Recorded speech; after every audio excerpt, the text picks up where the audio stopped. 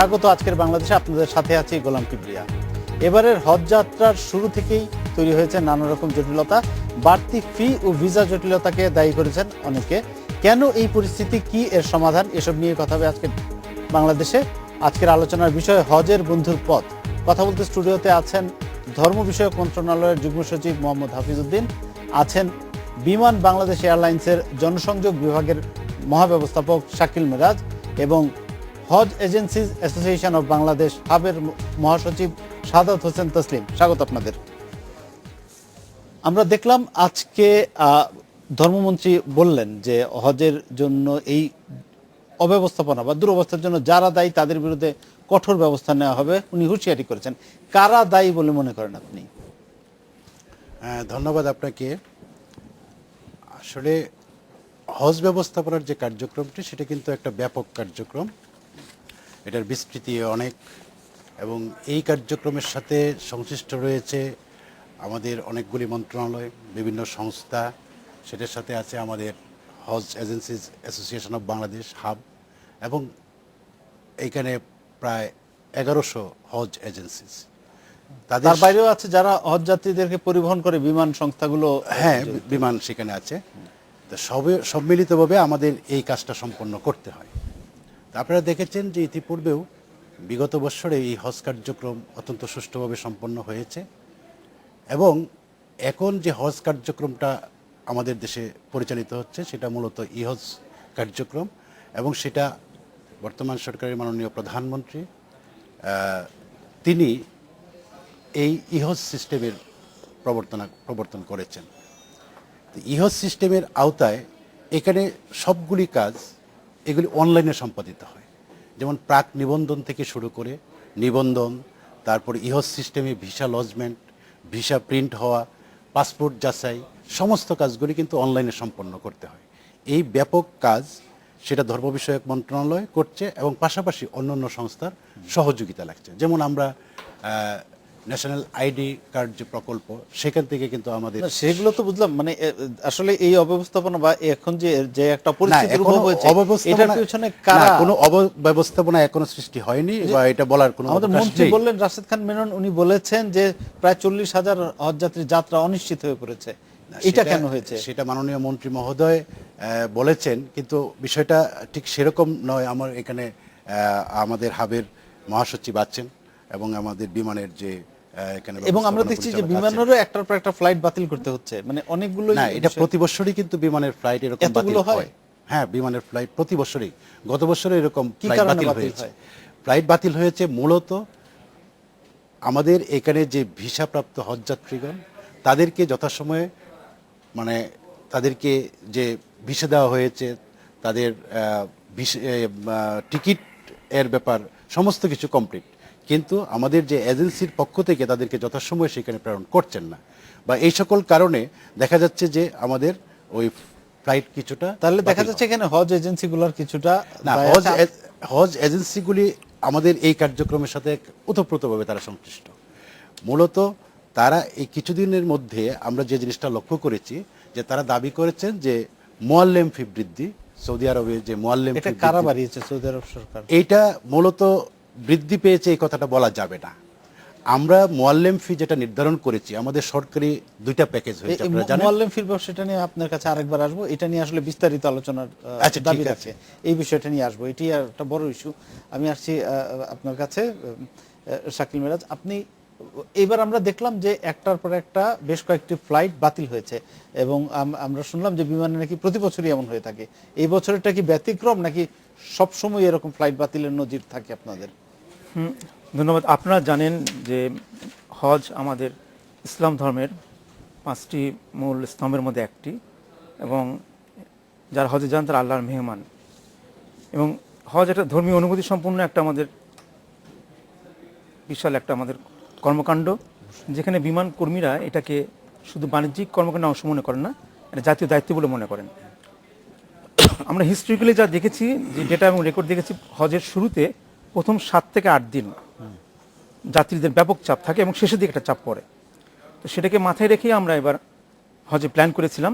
144টা slot আমাদের Saudi আরবের civil aviation অথরিটির কাছ থেকে আমরা বরাদ্দ নিয়েছি, এবং এবছর বিমান বাংলাদেশ এয়ারলাইন্স সর্বোচ্চ রেকর্ড সংখ্যক 63,599 জন হজযাত্রী পরিবহনের লক্ষ্যমাত্রা নির্ধারণ করেছে এবং বাকি 50% মানে 1,27,198 জনের মধ্যে বিমান 50% এবং সৌদি 50% ক্যারি করবে। তো আমাদের এই 63,599 জন হজযাত্রী 144টা ডিরেক্ট হজ ফ্লাইটের মাধ্যমে যাবে, পাশাপাশি 33টা শিডিউল ফ্লাইটে যাবেন। তো শুরুতে আমাদের 12টা ফ্লাইট ক্যান্সেল করতে হলো, মূলত ভিসা সংক্রান্ত জটিলতা এবং হজযাত্রী সংকটের কারণে। মানে যে যাত্রীদের যাওয়ার কথা কথা ছিল ছিল, তাদের ভিসা হয়নি, সে কারণে ভিসা হয়নি, যেহেতু যাত্রী পাননি সেহেতু ফ্লাইট বাতিল হয়েছে। Basically এটা তাই। কি এই বছরই হলো নাকি প্রতি বছরই এমন হয়? তো অন্যান্য বছরও হয়, বাট এই বছর শুরুতে আমরা একটা বড় ধরনের বিপর্যয় যখন চাপ থাকার কথা। এক্স্যাক্টলি সেই সময় আমরা এটা তার মানে এটা স্বাভাবিক না এই বছরের এক্স্যাক্টলি। তো আমরা এটা ক্যাপাসিটি লস হয়েছে আমাদের 5,380 এই 12টা ফ্লাইটে যারা যেতে পারতেন।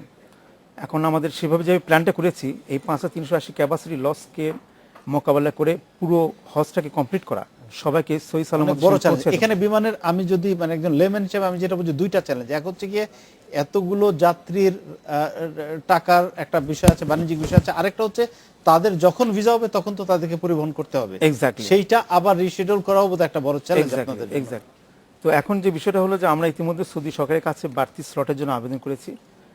এটা এখন পর্যন্ত আমরা নিশ্চিতভাবে পাই নাই, এবং যখন যদি আমরা স্লট পেয়েও যাই তারপরে ওই অল্প সময়ের মধ্যে ব্যাপক সংখ্যক হজযাত্রীকে দ্রুত মুভ তার করা মানে একটা অনিশ্চয়তা থেকে যাচ্ছে। আমাদের একটা ইয়ে আছে, বাট আমরা আশা করছি যেটুকু হয়েছে এটুকু আমরা সামাল দিতে সক্ষম। মানে আপনাদের 12টা ফ্লাইট এই পর্যন্ত Exactly. বাতিল হয়েছে, কতজন যাত্রী সেখানে? সেখানে আমাদের ক্যাপাসিটি লস 5,380। 5,380 জনের, তাহলে মানে যাওয়াটা একটা অনিশ্চয়তার মধ্যেই পড়লো বলা যায়। না ঠিক না, আমরা ওটা মাথায় রেখেছি, আপনারা চেষ্টা করছেন সমাধানের। এক্স্যাক্টলি। আমি একটু যাচ্ছি আমাদের পরবর্তী অতিথির কাছে, হাবের মহাসচিব সাদাত হোসেন তসলিম। আমরা আজকে ধর্মমন্ত্রীর বক্তব্য থেকেই যদি আসি, ওনার আমার কাছে একটা যে নিউজটা আছে সেটাতে আমি বলি একটু, যে এজেন্সিগুলোর কারণে এবার হজ যাত্রীদের ভিসা জটিলতা সৃষ্টি হয়েছে দাবি করে কঠোর ব্যবস্থা নেওয়ার হুঁশিয়ারি দিয়েছেন ধর্মমন্ত্রী মতিউর রহমান। এটা ছিল সংবাদের শিরোনাম। এই ব্যাপারে আপনার বক্তব্য শুনতে চাই আমি। ধন্যবাদ। এজেন্সিগুলির কখনো কোনো ব্যত্যয় হলে, কখনো গাফিলতি থাকলে ধর্ম মন্ত্রণালয় যে কোনো সময় শাস্তি দেন বা শাস্তি দিতে পারেন। কিন্তু আজকে বিষয়টির উপরে আমি মাননীয় মন্ত্রীর প্রতি শ্রদ্ধা রেখে বলছি, উনি বর্ষিয়ান রাজনীতিবিদ, সিনিয়র মিনিস্টার। এই কথাটি সত্যি নয়, কারণ এবার হজ ফ্লাইট নিয়ে যে সমস্যাটা তৈরি হয়েছে, যে স্লটগুলি ক্যান্সেল হয়েছে, এর সাথে এজেন্সিদের কোনো গাফিলতি, কোনো সংশ্লিষ্টতা নাই। তাহলে ভিসা থাকার হচ্ছে না সুযোগ নাই। কেন তাদের? হ্যাঁ, আমি সেটাই বলছি। ই ভিসা সিস্টেমটা সৌদি আরবের সেন্ট্রাল একটা সিস্টেম, ওয়ার্ল্ড ওয়াইড বিশ্বব্যাপী একই পদ্ধতিতে এটা করা হয়েছে। এটা নতুন করে এবছর ইমপ্লিমেন্ট করা হয়েছে। এর অধীনে পৃথিবীর সকলকে এর অধীনে কাজ করতে হবে, এবং এই সিস্টেমে পাসপোর্টে কোনো ভিসা লাগে না। পাসপোর্টগুলি এমবেসিতে জমা দেওয়া হয়, তারা মেশিনে রিড করেন এবং পাসপোর্টগুলি আবার ফেরত দেন ভিসা হয়েছে বলে, অর্থাৎ ভিসা অ্যাপ্রুভ বলে। এবং এজেন্টের দায়িত্ব হলো কোনো সিল টিল কোনো কিছুই হয় না, সিলমোহর বা কোনো প্রমাণ থাকে না? না, কিছু থাকে না, কিছুই থাকে না। সাদা পাসপোর্টগুলি এখানে ফেরত আসেন। আসার পরে প্রথমত ওনারা এখান থেকে কিছু পাসপোর্ট এমনি ফেরত দেন, বলেন যে এগুলি ভিসা হয় নাই। কেন হয় নাই তাও লিখেন না। আর যদি ফেরত নাও দেন, সে যদি 200 পাসপোর্ট জমা দেওয়া দিল, কোনো এজেন্ট 200টা ফেরত আসে, সেখানে দেখা গেল এর মধ্যে আপনি প্রিন্ট করতে হবে আপনার অফিস থেকে এসে, অর্থাৎ এজেন্টের অফিস থেকে এসে, মানে প্রিন্ট আউট নিতে হবে। এক্স্যাক্টলি, ভিসাটা প্রিন্ট আউট নিতে হবে, এটা তার দায়িত্ব। প্রিন্ট করতে গিয়ে দেখা যায় যে শতকরা 5টা 10টা 7টা 8টা প্রিন্ট হচ্ছে না। মানে যেগুলো বলেছে হয়েছে হ্যাঁ, সেখানে সেগুলি প্রিন্ট হচ্ছে না। এখন এই যে প্রিন্ট হচ্ছে না, আপনি কমপ্লেন করার মতো জায়গা কিন্তু কোথাও নাই, কারণ এটা নিয়ন্ত্রিত হচ্ছে সৌদি আরব থেকে, অর্থাৎ সমস্যাটা কিন্তু বৈশ্বিক। এখন এই বৈশ্বিক সমস্যা, এটা যে আপনি কাউকে জানাবেন তাও না, এটা তখন সমাধান হয় দেরিতে হয়। কিভাবে হয়? পরবর্তীতে এমবেসিতে আবার পাসপোর্টগুলি পাঠানো হয়, ওইভাবে একটা সমাধান হয়। কিন্তু ইতিমধ্যে এর মধ্যেই আপনি একজন যাত্রীর কারণে কিন্তু একটা পরিবারের যাত্রা তখন বিঘ্নিত হয়, অর্থাৎ ওই যাত্রাটা তাৎক্ষণিকভাবে আপনার বাতিল হয়, অর্থাৎ বিলম্বিত হয়। বিলম্বিত হলে ওনার ফ্লাইটের তখন প্যাসেঞ্জার কমে যায়। তাহলে এটার সাথে কিন্তু হজ এজেন্সিদের গাফিলতির কোনো সুযোগ নেই, বরং উল্টো এজেন্সিগুলি অর্থনৈতিক লসে পড়ে। কিভাবে? সে যদি এয়ারলাইন্সের টিকিট কেটে রাখে, এয়ারলাইন্সগুলি কিন্তু পরে সিট বাতিল করলে তার উপরে পেনাল্টি দেয়। কিন্তু এই সিট যে বাতিল হলো, সেই সিস্টেমের কারণে, সেন্ট্রাল সার্ভারের কারণে, সেটা এয়ারলাইন্সগুলি জানতেও চায় না। সাউদি এয়ারলাইন্সে যদি আপনি একটি টিকিট কাটেন, হাজি যদি ওই দিন না যায়, কেন গেল, কি জন্য গেল, এটা কোনো বিষয় নয়, $300। তার মানে কি? উল্টো কিন্তু আসলে এজেন্সিরা বিড়ম্বনার মধ্যে আছে। আমি মনে করি। কারণ হাজী সাহেব বিড়ম্বনার মধ্যে থাকবেন না, উনি আজকে যাবেন না তো উনি 3 দিন পরে যাবেন। এখানে আমি একটা পরিসংখ্যান আপনাকে বলি, একটা সংখ্যা যেটি এখানে দেখা যাচ্ছে সৌদি সরকারের কোটা অনুযায়ী বাংলাদেশ থেকে এবার 1,27,198 জন হজে যাওয়ার কথা। তার মধ্যে এ পর্যন্ত 97,140 জন হজযাত্রী জন্য ই ভিসা সিস্টেমে আবেদন করা হয়েছে, কিন্তু ভিসা পেয়েছেন 52,600 জন। তার মানে দেখা যাচ্ছে যে অর্ধেক যারা ই ভিসার জন্য 50% ভিসা পেয়েছে। এইটা কেন হলো? মানে আমাদের দেশে এত কম, মানে এটা বৈশ্বিক সমস্যা আপনি বলছেন, অন্যান্য দেশেও কি একই সমস্যায় পড়ছে নাকি এটা বাংলাদেশের হাজিরাই এই সমস্যাটাই বেশি পড়ছে? না, প্রথম কথা হলো ভিসা আপনি যে 52,600 বলেছেন, এটা আমি আপনাকে আপডেট দিচ্ছি, আজকে সন্ধ্যা পর্যন্ত এটা 56,000 হয়েছে। আচ্ছা, বাড়ছে এটা- তাহলে, জি, ঠিক আছে। এটা 56,000 হয়েছে, কালকে তারপরে সামনে আরো বাড়বে, 55% হয়েছে আর ওকে। কি। আমি যা বলতে চাচ্ছি, যে বিষয়টা আপনাকে অবহিত করতে চাচ্ছি, যে এখানে আপনার বাংলাদেশ থেকে হাজি যাচ্ছে 24 জুলাই থেকে 28 অগাস্ট পর্যন্ত। এই এক মাস সময় হাজি সাহেবরা যাবেন। ভিসাও কিন্তু এজেন্টগুলি পর্যায়ক্রমে করে, একজনের বাড়ি ভাড়া এই সপ্তাহে, আরেকজনের ওই সপ্তাহে। আপনি একটা বিষয় কিন্তু আমরা সকলে এখানকার ফ্লাইট নিয়ে বলি, কিন্তু এজেন্টদের আরো অনেক ঝামেলা পোহাতে হয়। নির্দিষ্ট দিনে মক্কা, নির্দিষ্ট দিনে মদিনা, এই যে সিনক্রোনাইজেশন, মক্কার সাথে মদিনা, মদিনার সাথে মক্কা, তার সাথে ফ্লাইট। অনেক হাজি সাহেব আছে এর মধ্যে, উনি ভিসা করে রেখেছেন, কিন্তু ওনার মক্কা এবং মদিনার বাড়ি ভাড়া আরো পরে। অর্থাৎ ভিসাগুলি পর্যায়ক্রমে হবে, এবং সৌদি এমবেসি এই জন্য প্রতি বছরই কিন্তু একটা নির্দিষ্ট টাইম দেয়। বছরের সর্বশেষ টাইম হলো 17 অগাস্ট। সঙ্গত কারণে যে সময় আছে, আর ভিসা রিসিভিং এর তার যে মানে issue, আপনার তা কথা সঠিক। থেকে বুঝতে পারলাম যে এটার দায় কোনোভাবেই হাব নিতে রাজি না, এবং না, আপনি বলছেন হাবের উপর তাদের- বর্তায় না। আচ্ছা, আমি একটু আরেকটা প্রশ্ন রেখে যাই হাফিজউদ্দিনের কাছে। আরেকটি বিষয়, এখানে মুআল্লেমের কথাটা আপনি বলছিলেন, তার পাশাপাশি ভিসা জটিলতার সঙ্গে সৌদি আরবে মুআল্লেম ফি বৃদ্ধি একটা যেমন ইস্যু আছে, তার পাশাপাশি টানা দ্বিতীয়বারের মতো হজযাত্রীদের ভিসা ফি বৃদ্ধির ফলে এবারের হজের জটিলতা প্রকট আকার ধারণ করছে। এটি আমাদের মন্ত্রী রাশেদ খান মেনন বলেছেন। উনি বলছেন যে যদি এই সমস্যার সমাধান না করা যায় তাহলে এই সংকট আরো ভয়াবহ আকার ধারণ করবে। আমি এই প্রশ্নের উত্তর নেব আপনার কাছে একটা বিরতি থেকে। আসে আমাদের একটা বিরতির সময় হয়েছে, একটা বিরতি নিচ্ছি, সঙ্গে থাকবেন।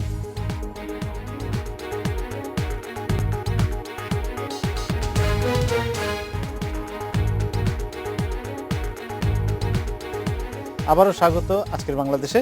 যে প্রশ্নটি আপনার কাছে রেখে গিয়েছিলাম, এবার কয়েকটি জটিলতা, এক হচ্ছে গিয়ে মুআল্লেম ফি বৃদ্ধি, ই ভিসার একটা জটিলতা আছে, আরেকটা আমরা শুনতে পাচ্ছি যে টানা দ্বিতীয়বারের মতো হজে গেলে ভিসা ফি বৃদ্ধিরও একটা বিষয় আছে। এই বিষয়গুলোর কি এবার হজ যাত্রায় কোনো রকম প্রতিবন্ধকতা সৃষ্টি করছে বা করবে, বা এটা কিভাবে সমাধান হবে? আসলে আপনি যে সমস্যাগুলির কথা বলেছেন সেগুলি আমরা যথাযথভাবে অ্যাড্রেস করছি এবং সামনেও করে যাব। মূলত ওই আমাদের আজ পর্যন্ত আমার কাছে যে তথ্য আছে তাতে দেখেছি যে 13টা ফ্লাইট আমাদের বাতিল হয়েছে। তা আমরা যদি বিগত বছরের একটা হিসাব নেই, যে বিগত বছরের এই 9 জিলকদ তারিখে কতজন হজযাত্রী সৌদি আরব পৌঁছেছিলেন, সেটা দেখা যাচ্ছে যে 25,855 জন পৌঁছেছিলেন এই আজকের তারিখ পর্যন্ত। আজকের তারিখ 9 জিলকদ। ওকে, আর এই আর বছর আজকের 9 জিলকদ এই 1438 হিজরিতে 32,504 জন হজযাত্রী ইতিমধ্যে সৌদি আরব পৌঁছেছেন। তো সুতরাং দেখা যায় যে আমরা কিন্তু পিছিয়ে নেই। আমাদের ফ্লাইট বাতিল হওয়াতে এতে আমাদের বিমানের ক্ষতিগ্রস্ত হবে, এটাই আমরা জানি। তো সামনের দিকে আমার মনে হয় যে এই জটিলতাটা থাকবে আরো না। 20,096 জন যাওয়ার অপেক্ষায় আছে এখন। আছে।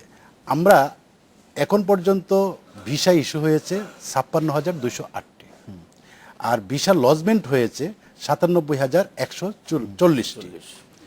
এখন কেন ভিসা লজমেন্ট দেরি হয়েছে সেটার কিছু কারণ চিহ্নিত হয়েছে, যে মুআল্লেম ফি বৃদ্ধি করা। মূলত মুআল্লেম ফিটা হচ্ছে, এটা আসলে আমরা যে হজ নীতিমালা বা আমাদের যে হজ প্যাকেজ, সেখানে কিন্তু এই ধরনের শব্দ কিন্তু নেই যে মুআল্লেম ফি। এটা হলো সার্ভিস চার্জ। সার্ভিস চার্জ হিসাবে আমরা ধার্য করেছি 1,089 সৌদি রিয়াল, এবং অতিরিক্ত সার্ভিস চার্জ হিসাবে আছে 1300 সৌদি রিয়াল। এই সবকটা মিলালে সেখানে দেখা যাবে যে এটা হচ্ছে 2,389 সৌদি রিয়াল। এটা কিন্তু একজন হাজি আমাদের সরকারি ব্যবস্থাপনার হজযাত্রীদের ক্ষেত্রে পে করছেন। আচ্ছা, বেসরকারি ব্যবস্থাপনায় আমরা যখন হজ প্যাকেজ ঘোষণা করি তখন কিন্তু সুস্পষ্টভাবে সেখানে বলে দেওয়া হয়েছে যে বি প্যাকেজ, সরকার যে বি প্যাকেজ যেটা ঘোষণা করেছে সেই বি প্যাকেজের কমে কোনো এজেন্সি তার প্যাকেজ ঘোষণা করতে পারবেন না। এবং সেই বি প্যাকেজ অনুযায়ী যদি এটা কেন করা হচ্ছে, যেন একটা মিনিমাম স্ট্যান্ডার্ড সেখানে মেনটেন করা হয়।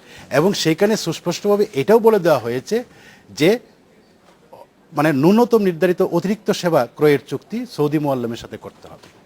এখন সৌদি আরবে এই বছর তারা মিনিমাম যেটা করেছে গত বছর সেটা 750 টাকা দেওয়া আমাদের 750 রিয়াল দিয়ে সেটা করতে পেরেছেন আমাদের এই এজেন্সি সমূহ, কিন্তু এই বছর গিয়ে সেটা পারছেন না।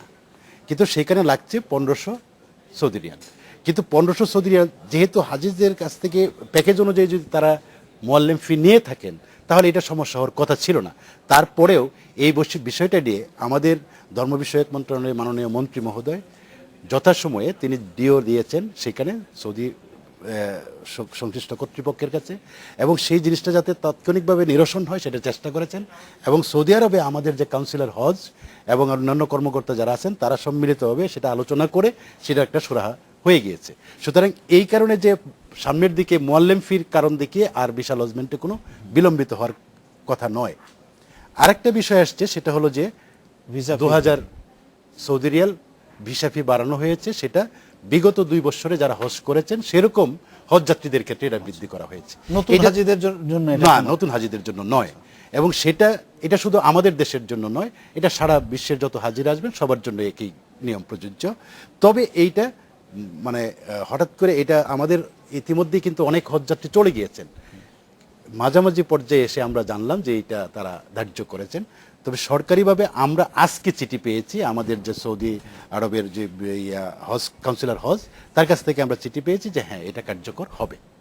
তো সুতরাং সেটা নিয়ে আপনারা কাজ করছেন বা কোনো না, সেটা আমরা চিঠি দিয়েছিলাম। আমরা আমাদের যে পররাষ্ট্র মন্ত্রণালয়ের মাধ্যমে আমরা কিন্তু সৌদি আরবে আমরা চিঠি দিয়েছি, কিন্তু এটা ফলপ্রসূ সেভাবে হবে কিনা এখন মনে হচ্ছে। আমি একটু বিমানের বিষয়ে জানতে চাই। আপনি বলছিলেন যে প্রথম দিকে চাপ থাকে এবং শেষের দিকে চাপ থাকে, সেই অনুযায়ী আপনারা আপনার ফ্লাইট শিডিউল ডিজাইন করেছিলেন। কিন্তু আমরা যেটা শুনলাম হাবের কাছ থেকে, তারা বললেন যে তাদের যেই যাত্রীর যেই পাঠানোর যেই মানে যেই শিডিউল সেটার সঙ্গে বিমানের ইয়েটা ম্যাচ করে না অনেক সময়, সেই জন্য অনেক সময় মিসম্যাচ হয়। এটা কি আপনারা কোনো রকম সমন্বয়হীনতার বিষয় আছে এখানে? সমন্বয়হীনতার বিষয়টা আমি যেটা বলবো যে আপনাদের যেমন আমরা শিডিউলটা প্ল্যান করি, আমরা তো হিস্ট্রিক্যাল যে ডেটাগুলো থাকে সেগুলো সামনে রেখেই করি আমরা। তো এবার আমরা সেরকম করেছি, বাট আমরা শুরুর দিকের ফ্লাইটগুলো যে আমরা একের পর এক যে বাতিল হতে দেখলাম, যে ভিসার যে জটিলতা, ভিসাটা ইস্যু করে কিন্তু সৌদি দূতাবাস। হজ পুরো একটা টিম এফোর্ট, আপনি জানেন। একজন ধর্মপ্রাণ মুসলমান সারা জীবন সঞ্চয় করে তার ফরজ ইবাদত করতে যাচ্ছেন, তার একটা আবেগের অনুভূতির জায়গা, তো তার নামটা নিবন্ধন করার পর থেকেই কিন্তু উনি হজের জন্য তৈরি হতে থাকেন। এরপর হজ এজেন্টের মাধ্যমে সরকারের কাছে নিজেদের ফি জমা দিয়ে ওনাদের বাড়ি ভাড়া করা, বারকোড সংগ্রহ করা, এগুলো করার পর সরকারের ডিও লেটার ইস্যু হয়। ডিও লেটার ইস্যু করার পর তার এগেনস্টে ভিসা ইস্যু হয়। এবছর ডিও লেটার যখন দেওয়ার কথা, যে সময় 17 জুলাই থেকে শুরুর দিকে ডিও লেটার দেওয়াতে কিছুটা বিলম্ব হয়েছে। বিলম্ব হওয়ার কারণে আমাদের ভিসাগুলো আসতেও বেশ সময় লেগেছে, এটা একটা বড় কারণ ছিল। আর এছাড়া বাড়ি ভাড়া যে বিষয়টা বললেন, বাড়ি ভাড়া এখনও আমরা যতদূর খবর পেয়েছি অনেক এজেন্ট সৌদি মক্কা মদিনা রয়েছেন, তাদের বাড়ি ভাড়া এখনও কমপ্লিট করতে পারেন নাই। সো এই বিষয়গুলো হাব এবং ধর্ম মন্ত্রণালয় তারাই সমন্বয় করে থাকেন, এবং আমরা প্যাসেঞ্জার যখন ভিসা এবং টিকিট এভরিথিং রেডি করে আসবেন আমরা তাদেরকে নেওয়ার জন্য আমরা আমাদের এয়ারকার্ট প্রস্তুত রেখেছি, আমাদের ফ্লাইট আমরা রেডি করে ফেলেছি।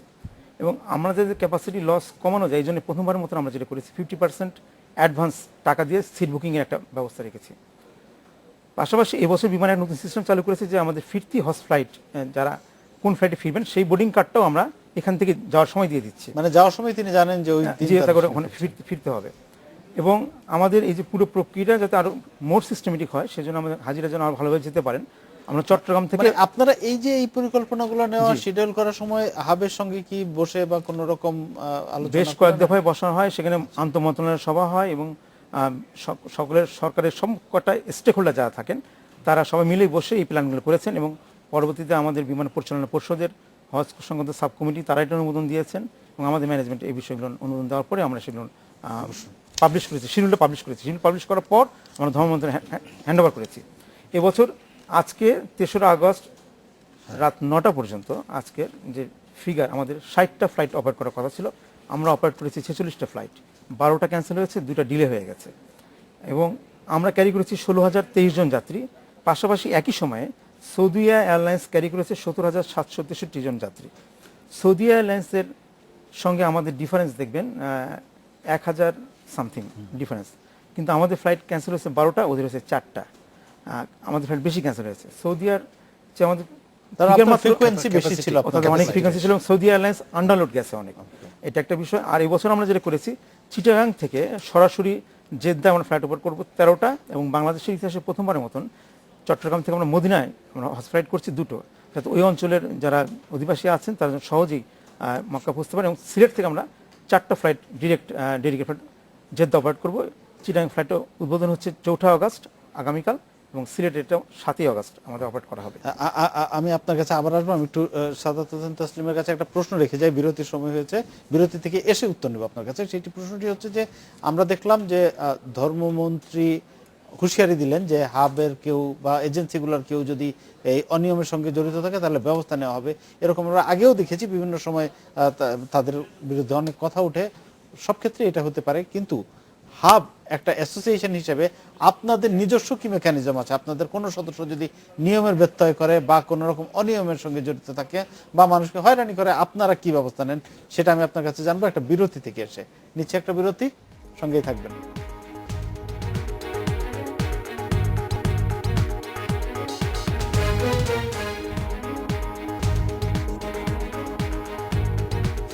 আবারও স্বাগত আজকের বাংলাদেশে। যে প্রশ্নটা রেখে গিয়েছিলাম, হাবের কোনো সদস্য যদি কোনো অনিয়মের সঙ্গে জড়িত থাকে তাহলে আপনারা নিজেরা কি ব্যবস্থা নেন হাবের পক্ষ থেকে? হ্যাঁ, হাবের কোনো সদস্য যদি কোনো অনিয়মের সাথে জড়িত থাকে, আমরা তাকে কল করি, তার অনিয়ম সম্পর্কে আমরা জানি, এবং তার বিরুদ্ধে ব্যবস্থা নেওয়ার জন্য আমাদের একটি কমিটি আছে। সেই কমিটি সালিশ বোর্ড আছে, তারা সালিশ করে, এবং সেই ক্ষেত্রে তার যদি কোনো যে ধরনের অপরাধ হয় সেই ধরনের দণ্ড প্রদান করা হয়। এমনকি কোনো কোনো ক্ষেত্রে তার সদস্যপদ বাতিল করা হয় এবং মন্ত্রণালয়ের কাছে সুপারিশ করা হয় তার স্থায়ীভাবে তার লাইসেন্স ক্যান্সেল ইত্যাদি। অর্থাৎ মন্ত্রণালয়ে হয়েছে আগে, হ্যাঁ, মন্ত্রণালয়ে মূলত সিদ্ধান্তগুলি নিতে পারে মন্ত্রণালয়, লাইসেন্স অথরিটি কিন্তু মন্ত্রণালয়, যার কারণে মেজর ডিসিশনগুলি মন্ত্রণালয় নিতে পারে। এই পর্যন্ত এমনও হয়েছে যে কোনো হজ এজেন্সিকে মন্ত্রণালয় 1 কোটি টাকা জরিমানা করেছেন এবং লাইসেন্স বাতিল করেছেন। কখনো 5 বছরের জন্য স্থগিত করেন, কখনো 1 বছরের জন্য, কখনো 2 বছরের জন্য, কখনো 10 লাখ টাকা জরিমানা। এগুলি হাবের সহযোগিতায় কিন্তু মন্ত্রণালয় ব্যবস্থাগুলি নিয়ে থাকেন। অর্থাৎ এই সকল জায়গায় কিন্তু সকল ক্ষেত্রে সকল ডিসিপ্লিনে কিছু মন্দ, কিছু সামান্য কিছু ব্যত্যয় থাকতেই পারে।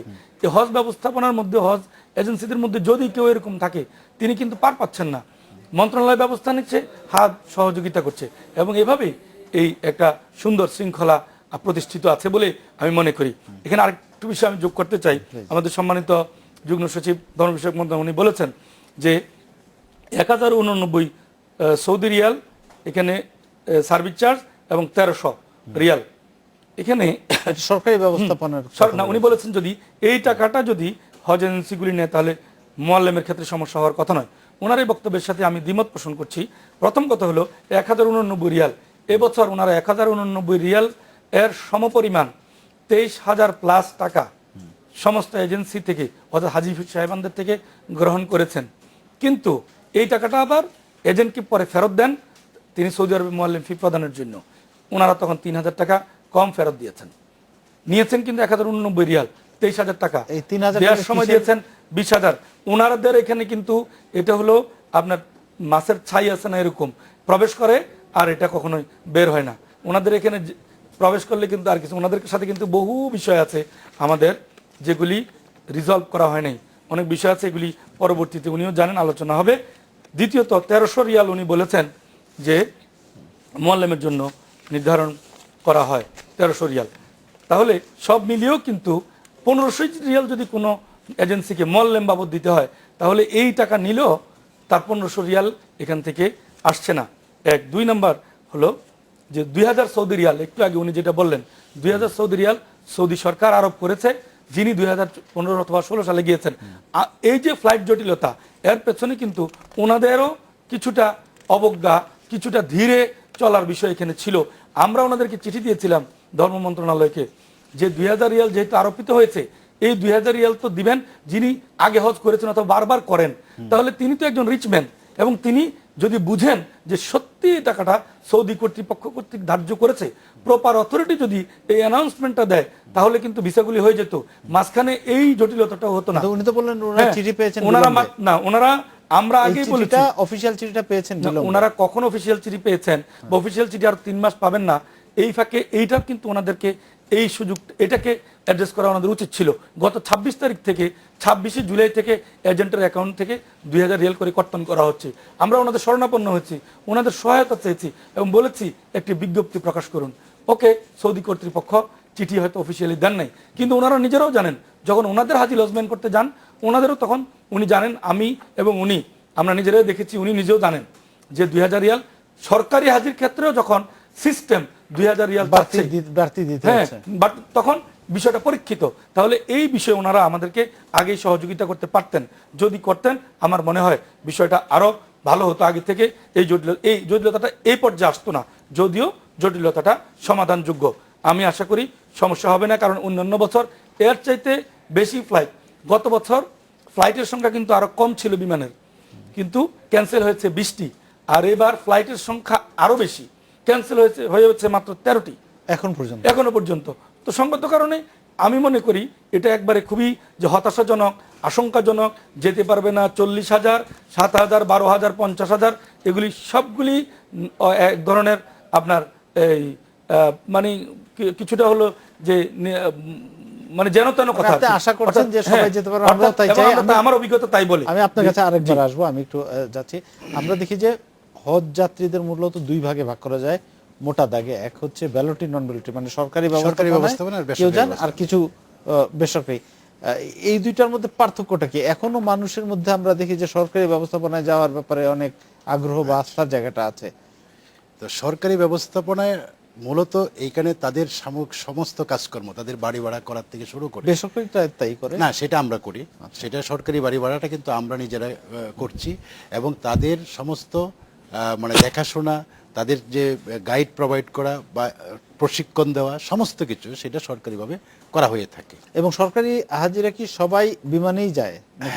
হ্যাঁ, তারা সব বাংলাদেশ বিমানে, তারা বিমানেই যান। এবং বেসরকারি ব্যবস্থাপনার হাজিরাও কিন্তু আমাদের বাইরে নয়, তারা শুধুমাত্র এজেন্সির মাধ্যমে তারা যাচ্ছে। এখানে আমাদের যে হাবের বিজ্ঞ মহাসচিব তাসলিম সাহেব, তিনি অত্যন্ত সুন্দরভাবে তার কথাগুলি বলেছেন। আসলে তিনি একটা কথা বলেছেন যে 30,000 টাকা আমাদেরকে তারা দিয়েছিলেন, সেখান থেকে 3,000 টাকা কম ফেরত পেয়েছি, 3,000 টাকা কম ফেরত দিয়েছি। মূলত আমাদের এখানে যে প্রাক নিবন্ধন কার্যক্রমটা, এটা কিন্তু সারা বছর এটা ওপেন, এটা থাকবে, এটা চলমান একটা প্রক্রিয়া। আমরা হজ প্যাকেজ ঘোষণা করি হজের পূর্ববর্তী সময়ে 4 মাস বা 5 মাস আগে, কিন্তু সারা বছরই আমাদের এই প্রাক নিবন্ধন কার্যক্রমটা চলে। আমরা হজ প্যাকেজ যখন ঘোষণা করি তখন কিন্তু এই টাকার পরিমাণটা আসলে 30,000 টাকা নয়, আমরা একটা ফি হাজি সাহেবদের কাছ থেকে নিয়ে থাকি, এজেন্সিরা সেটা পরিশোধ করে, সেটা হলো 30,000 টাকা।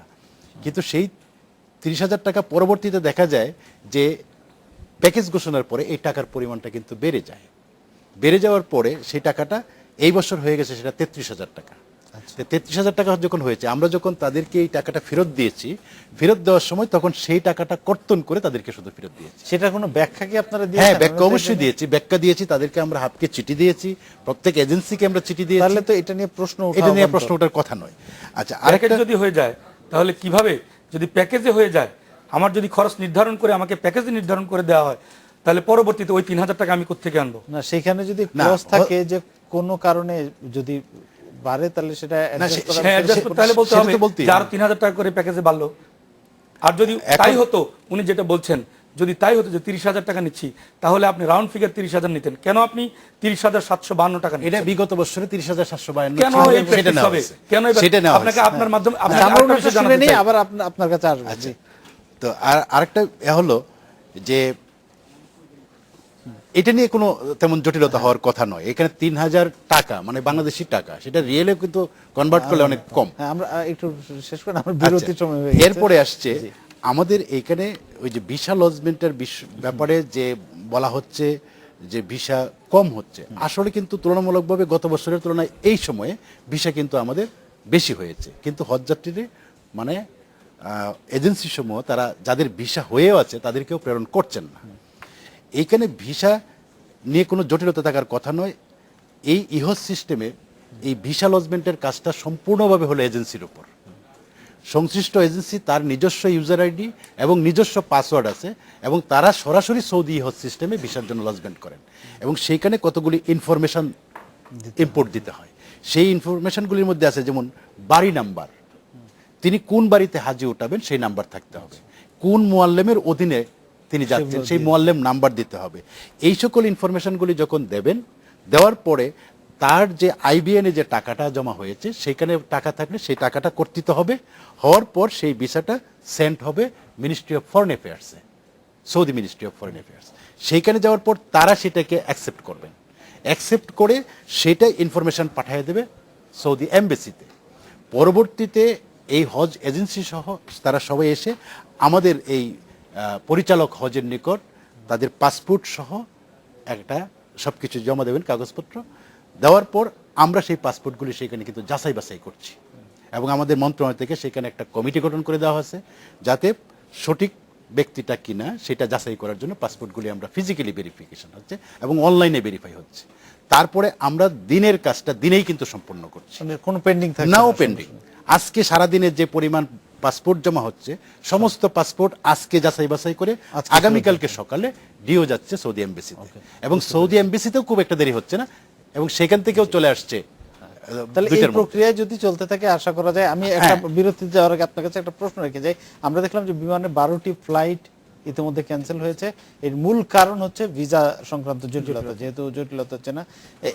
এই যে আপনারা কি আশা করছেন যে ভবিষ্যতের ফ্লাইটগুলোতে এরকম সংকট পড়বে না, মানে যেই ভারে ভিসা হচ্ছে সেটা নাকি আপনার আশাবাদী? আর যারা বাদ পড়লো তাদেরটা কিভাবে রিশিডিউল করা যায় সেই বিষয়গুলো জানবো আপনার কাছে। একটা বিরতি থেকে আসে, আবারও একটা বিরতি নিচ্ছি, সঙ্গেই থাকবেন।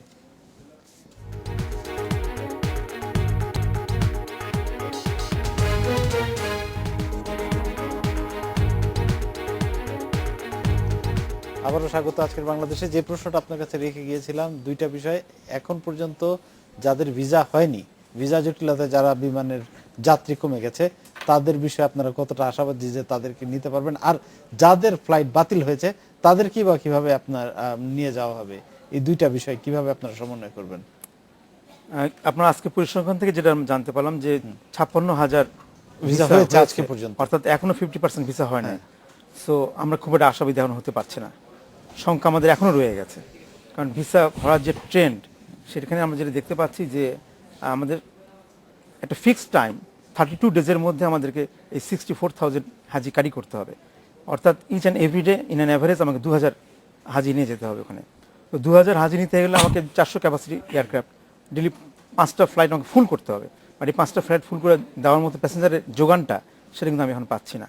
সো আমাদের সংখ্যাটা কিন্তু রয়ে গেছে কিন্তু। এবং 12টা ফ্লাইট ক্যান্সেল হওয়ার পর এটাকে মেকআপ দেওয়ার জন্য বাড়তি স্লট যেটা আমরা আবেদন করেছি, সেটা আপনারা জানেন হজের সময় যে হজ টার্মিনালে প্রত্যেকটা দেশ থেকে অপারেশন প্রচুর সংখ্যা একটা ব্যাপক আনাগোনা থাকে এবং এটা সৌদি সিভিল এভিয়েশন অথরিটি ওই সারা 24 ঘন্টার সময়ের মধ্যে স্লটটা টাইমগুলো ভাগ করে দেন। অর্থাৎ এই বিজি টাইমে স্লট পাওয়াটা খুবই টাফ। এবং আমি যদি কোনো স্লট মিস করে যাই আমাকে 25,000 রিয়াল পেনাল্টি দিতে হয় এবং 30 মিনিট ডিলে হয়ে গেলে আমাকে 10,000 রিয়াল পেনাল্টি দিতে হয়। এটা আর্থিক ক্ষতির সম্মুখীন হতে হয়। প্লাস আমাদের যদি কোনো ফ্লাইটে সিট খালি যায় সেখানে আমাদের জানেন এয়ারক্রাফ্টের আমাদের যে বিজনেসটা সেটা হচ্ছে আমাদের হাইলি পেরিশেবল প্রোডাক্ট। অর্থাৎ একটা সিট খালি গেলে লস্ট ফর এভার, সেটা কখনো আমি সেল করতে পারবো না। সেই ক্ষতিটা আমাকে মেনে নিতে হচ্ছে। পাশাপাশি আমাদেরকে এখন আমি এয়ারক্রাফট নিয়ে এসে ভাড়া করে এনেছি, আমাকে ভাড়াটা গুনতে হচ্ছে এয়ারক্রাফট বসে রাখি। পরবর্তীতে যখন আখিরি ফিতরা যখন শেষ টাইমে এসে সব হাজি চাপ দেবে একবারে, তখন আমাকে ক্যারি করার মতো যে ক্যাপাসিটি আমাদের হাবের কাছ থেকে আমরা যেটা শুনলাম, আপনারা সেভাবে ডিজাইন করলেন না কেন? যে সময় চাপ বেশি থাকে সেখানে ফ্লাইট বেশি, ইচ্ছা করলে আমি স্লট দিতে পারবো না। স্লটও তারা বরাদ্দ করে, সৌদি সরকার স্লট বরাদ্দ করে, সেটা আমার ইচ্ছা মতো তারা দেবেন না। অতএব ওটা মেনে আমাকে মাথায় আমাদের করতে হবে। তো সেটা করতে গেলে শেষের দিকে যখন অতিরিক্ত হাজির চাপ পড়বে তখন আমাদেরকে এই নির্দিষ্ট সময়ের মধ্যে আমার যে লিমিটেড রিসোর্স আছে এটা আমরা করা খুবই টাফ। এই সেন্সে আমাদের এয়ারক্রাফট অ্যাভেলেবিলিটি থাকতে হবে। পাশাপাশি আমাদের ককপিট ক্রু, ক্যাপ্টেন এবং কেবিন ক্রু যারা ফ্লাই করেন ওনাদেরকে টানা 10 ঘন্টা ডিউটি করার পর আবার 24 ঘন্টা আমাদের রেস্ট দিতে হয়, সেফটি হ্যাজার্ড। সো আমাদের অ্যাভেলেবল ক্রু থাকতে হবে। তো সবকিছু মিলে বিমান এখনো আসলে একটা চ্যালেঞ্জের মুখে Of আছে, course, এখনো of কোনো course, আপনি আশার আলো দেখছেন। আমি একটু যাচ্ছি তসলিম সাহেবের কাছে। আমরা কথা হচ্ছিল হাজিদ নিয়ে, দুই রকম ব্যবস্থাপনায় মানুষ হজে যায়, সরকারি এবং বেসরকারি। এখনো আমরা দেখি যে বেশিরভাগ মানুষেরই আস্থা থাকে সরকারি ব্যবস্থাপনায় যাওয়ার জন্য। এটা কেন? আপনারা সেই আস্থার জায়গাটা করতে পেরেছেন কি মনে করেন? সরকারি ব্যবস্থাপনার প্রতি সম্মান রেখেই বলছি, যদি বেশিরভাগ মানুষের আস্থা থাকে সরকারি ব্যবস্থাপনায়, তাহলে আপনাকে আমি জানাতে চাই সরকার 10,000 কোটা নিয়ে এসছেন সরকারির জন্য, আর বাকি কোটা বেসরকারি 1,17,000, আর 198 না, এটা 10,000 ছিল। তাদের ক্যাপাসিটিও তো থাকতে হবে না, সরকারি আমি বলছি 10,000 ওনারা প্রি রেজিস্ট্রেশন শুরু করেছেন বেসরকারি ব্যবস্থাপনার 1 মাস পূর্বে, এবং ইলেকট্রনিক প্রিন্ট মিডিয়ায় প্রচুর বিজ্ঞাপন দিয়ে সর্বশেষে মানুষ যখন হজে যেতে পারছে না, বেসরকারি কোটায় আর নাই, সব খালি, তারপরেও ওনারা এরপরে 1 মাস, 1.5 মাস, 2 মাস আরও অপেক্ষা করেও মাত্র 4,200 ওনাদের, কিন্তু আমার মনে হয় হাজি এখানে ওনাদের অন্যান্য টিমের অ্যাডমিনিস্ট্রেটিভ বা অন্যান্য হেল্পিং টিম আছে, ওই বাদ দিলে খুব সম্ভবত 3800 হাজি ওনারা পেয়েছেন, অর্থাৎ ওনারা 10,000 কোটা এনে সেটাকে ওনারা ফিল আপ করতে সরকারের ধর্ম মন্ত্রণালয়ের এত মেশিনারি থেকে সমস্ত কিছুতে, এমনকি বিটিআরসি টেলিফোন, আপনার মেসেজিং, সব মিডিয়া, অর্থাৎ এটা কিন্তু হাজি সাহেবানরা জানেন এক থেকে, এটা কিন্তু জানা হয়ে যায় সকলের সার্ভিসটা কি ধরনের। এটাই হলো এটার প্রমাণ। সর্বশেষে কি করা হয়, সেই কোটা সৌদি আরবে ফেরত পাঠানো হয়েছে 5,800, ফেরত পাঠিয়ে সরকারের অব্যবহৃত কোটা সেটাকে বেসরকারি করে এনে আবার বেসরকারি এজেন্সিদের মধ্যে সিরিয়ালে সেটা বন্টন করা হয়েছে। সঙ্গত করেন, আপনি বুঝতে পারছেন সরকারি বেসরকারি এটা কি।